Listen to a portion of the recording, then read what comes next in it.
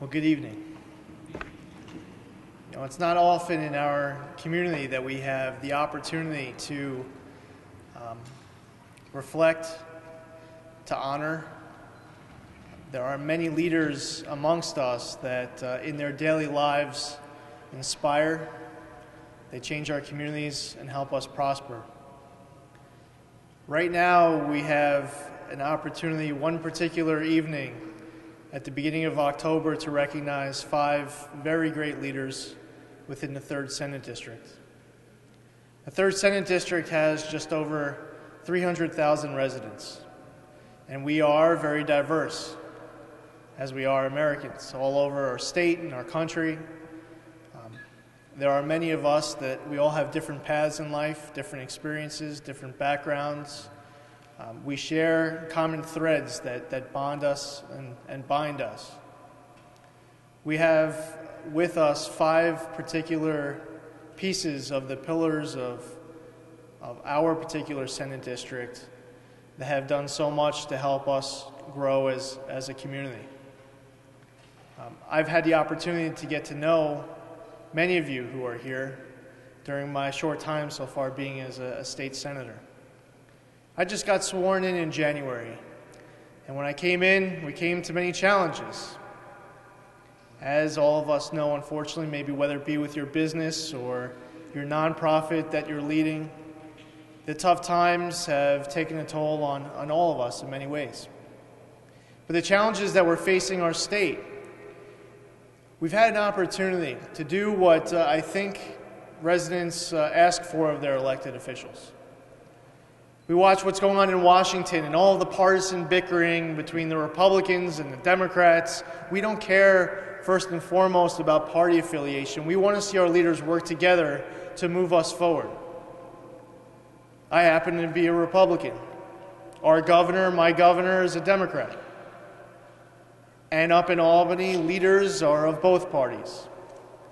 And over the course of this year, Republicans and Democrats in Albany have worked together to close a $10 billion deficit and just to face all the challenges that are in front of New York State to hopefully move us forward to better days. Well, in the 3rd Senate District, I happen to have the honor of representing a district that is over 20% Hispanic. That is, Giovanni, you could go ahead and clap. I saw that was... Giovanni got it right up to there. I was like, just finish it up. You look at all of the legislative districts all across the state, and there really aren't too many quite as diverse as this one.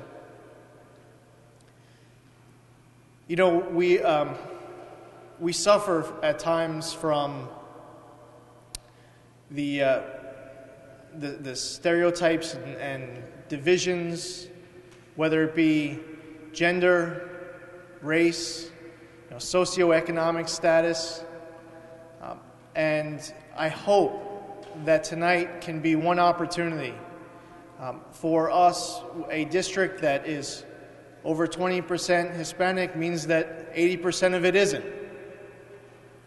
And as the number continues to grow, as I know it will, as more continue to come to our country and raise families and have kids in our educational system, it's important that we learn from the lessons that these particular 5 that we honor tonight, who are, as I said, pillars in their particular organizations and in our community, that we grow as a community and as a state to better days, that we learn from the best of our essence. We all want to raise our families and live a worthwhile life filled of opportunities. That's what we want first and foremost. Miriam Garcia grew Suffolk County Adelante's annual budget from $150,000 to $2 million. Quite an accomplishment. I know from my efforts in Albany, seeing Adelante more often, they're literally everywhere. And while Miriam is busy doing everything she can for her organization and for her community down here, I've seen her multiple times up in Albany fighting as hard as she can for the cause. Luis Medina.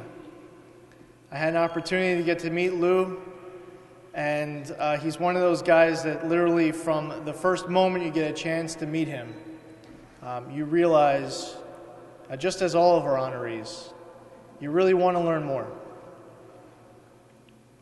He chaired the La Vision Hispanic Youth Conference, where over 300 Latino youth attended a series of seminars in which he made presentations on gang issues affecting Latino youth. And as we all know, in the Brentwood and Central Islip community that I represent, gang issues is something that we wake up and go to sleep with, trying to face and conquer. So Luis, I commend you for your efforts. Gilda Ramos. There was a tragedy that fell upon the Patchogue community a few years back. And with that tragedy came an opportunity to bring a particular community together. And Gilda became the community's interpreter at the library meetings and the worships and the community events to help a wounded community heal. Vivian Hart. I hope Vivian doesn't hold it against me being a member of the Army Reserves, but Vivian served United States Marine Corps for 21 years, combined active duty and reserve service, becoming the executive director of Pronto, and doing a heck of a job. Jose Zelaya, a business leader. He's worked hard to turn his restaurant business into being very successful, and during this tough economy where so many people are unemployed, underemployed, people are struggling to pay their bills. It's nice that you have a leader in your midst and in our midst tonight of someone who's able really to live the American dream and start a business and make it most successful. Tonight, we're honored to have as a guest speaker the Consulate General of El Salvador. I have the distinct privilege of introducing him, and he's no stranger to all of us, but we really are blessed to have him.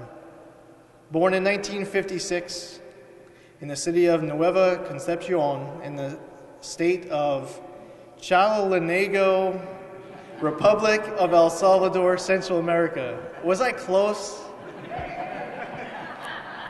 You know, I took 5 years of Spanish in school, and, well, I should say that I should have never stopped. Between 1964 and 1972, he studied his basic education in his hometown. He obtained a bachelor's degree in 1975. In 1977, entered the University of El Salvador, from which he graduated with a master's degree in international relations. Between 1976 and 1990, he worked in the Department of Education. Between 1990 and 1995, he worked at the Social Economic Development Department. In 1996, he joined the Foreign Relations Department in the El Salvadorian government. In February 2008, most recently, was selected to be part of the non-permanent Special Commission of the Organization of American States in the area of social development and creation of productive employment. Quite a title. I'm sure a lot of responsibility comes with it. I want to say personally that I'm very honored to have him. We wanted to pick 5 very worthy leaders of our community to honor tonight, and to have him as a bonus is really something special. So at this time, I'd like to introduce the General Consul of the Republic of El Salvador, Dagoberto Torres Peña.